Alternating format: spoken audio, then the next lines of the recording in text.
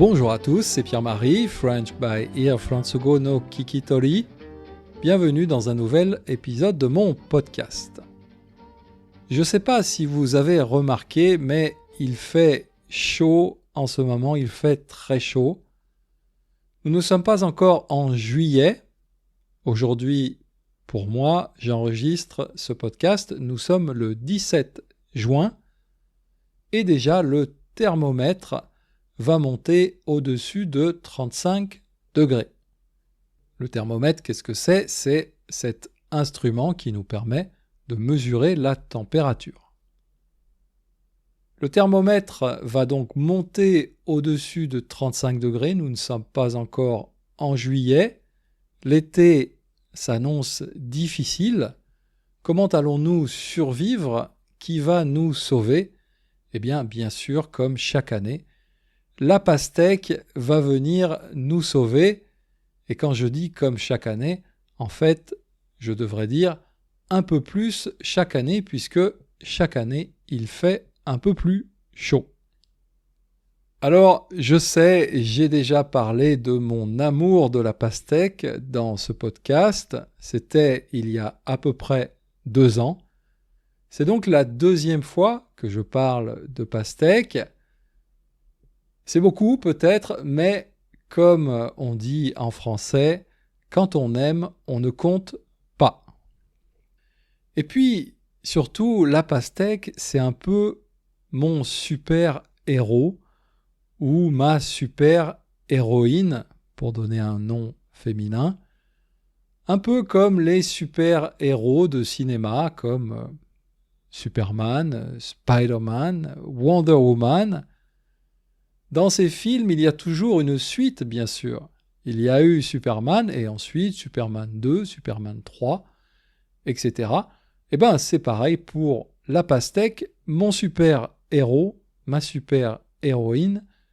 Je fais une suite et c'est donc Pastèque 2, le retour. D'ailleurs, je pense que Hollywood pourrait essayer de créer un nouveau super-héros ou une nouvelle super-héroïne, Pastèque Man ou Pastèque Woman ou Super Pastèque. On pourrait très bien imaginer un scénario comme, par exemple, le monde est menacé par le réchauffement climatique. Tous les êtres humains sont menacés de dessèchement, ça veut dire qu'ils vont devenir tout secs.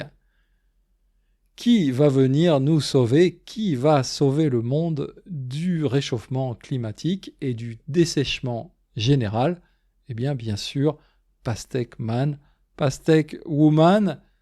Je vois très bien l'histoire, je vois très bien la bande-annonce, le trailer. Je vois assez bien le costume aussi, parce que j'imagine un costume en lycra. Le lycra, c'est ce textile très synthétique, un peu brillant, et qui est très collant, en fait, qui colle à la peau. Donc j'imagine très bien le costume de Pastèque Man, Pastèque Woman, avec des couleurs bien sûr vertes, rouges et des petits points noirs pour faire les grains de la pastèque. J'imagine bien l'histoire, j'imagine bien le costume. Par contre, j'ai un peu plus de mal à imaginer l'acteur ou l'actrice parce que, en général, ces acteurs, ces actrices sont assez sportifs, assez musclés. Et bien sûr, la pastèque, c'est rond. C'est une belle balle bien ronde.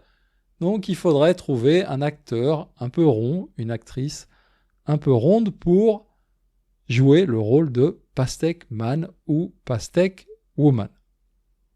Alors bien sûr, je plaisante, la pastèque ne va pas sauver le monde du réchauffement climatique, mais quand même pour moi, chaque matin d'été, donc pratiquement de juin jusqu'à septembre, la pastèque me sauve du dessèchement. Quand je me lève en été, je suis un peu comme un fruit sec. Vous savez, les fruits secs, par exemple, qu'est-ce qu'il y a comme fruits secs ? Les abricots secs ou les raisins secs, ce sont ces fruits qu'on a fait sécher, souvent au soleil, pour enlever toute l'humidité, tout le jus. Alors quand je me lève le matin, en été, je me sens comme un abricot sec, tout ratatiné. Ratatiné, ça veut dire aplati, sans jus, sans énergie. D'ailleurs, en français familier, on utilise souvent le mot jus pour dire énergie. Avoir du jus, ça veut dire avoir de l'énergie. Donc je me lève le matin, je suis un abricot sec, sans jus, sans énergie.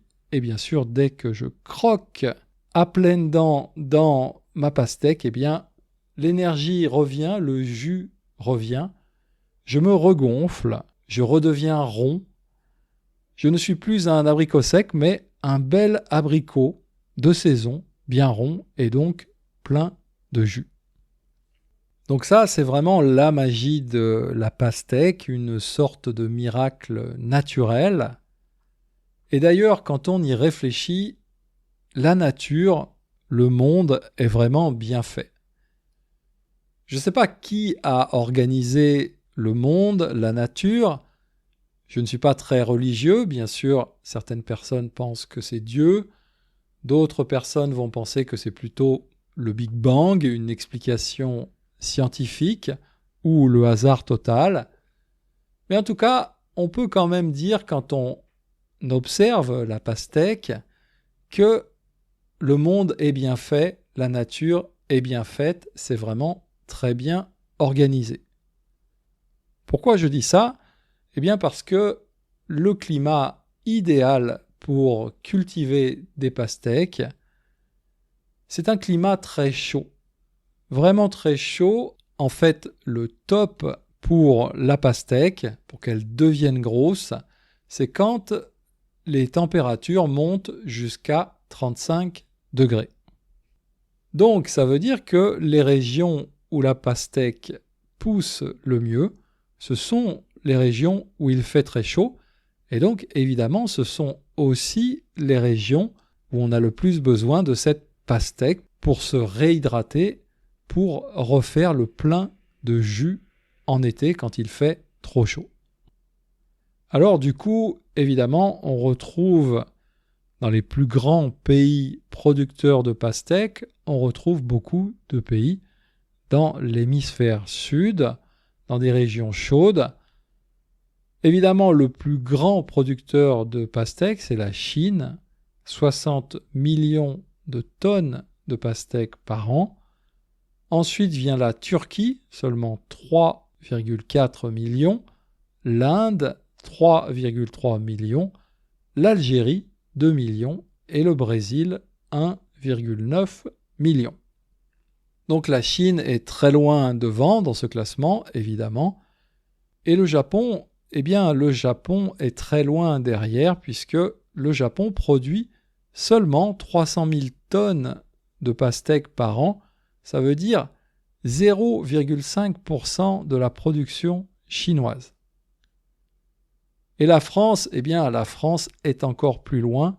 La production de pastèques en France, c'est seulement 24 000 tonnes, c'est-à-dire un peu moins de 10% de la production japonaise. D'ailleurs, quand j'étais en France, je ne mangeais presque pas de pastèques. Je n'aimais pas, en fait. Pourquoi ? Parce que le plus souvent, les pastèques qu'on achète en France, ce sont des pastèques venues d'Espagne. Et comme je crois que j'ai dit ça déjà dans mon premier podcast, il y a 2 ans, les Espagnols, ils ne sont pas fous, évidemment. Ils gardent les meilleures pastèques pour eux et ils envoient les pastèques pas terribles, les pastèques un peu moins bonnes aux Français. Et donc, du coup, les pastèques qu'on achète en France sont pas très bonnes. Et du coup, les Français mangent pas beaucoup de pastèques. J'ai regardé les statistiques. Les Français mangent en moyenne 2 kilos de pastèques par an et par personne. 2 kilos par an par personne, c'est vraiment pas beaucoup. Au Japon, aujourd'hui, en été, avec ma femme, on achète un gros morceau de pastèque de 2 kilos chaque jour. Ça veut dire que en 2 jours, je mange autant de pastèques que la moyenne des Français sur une année entière.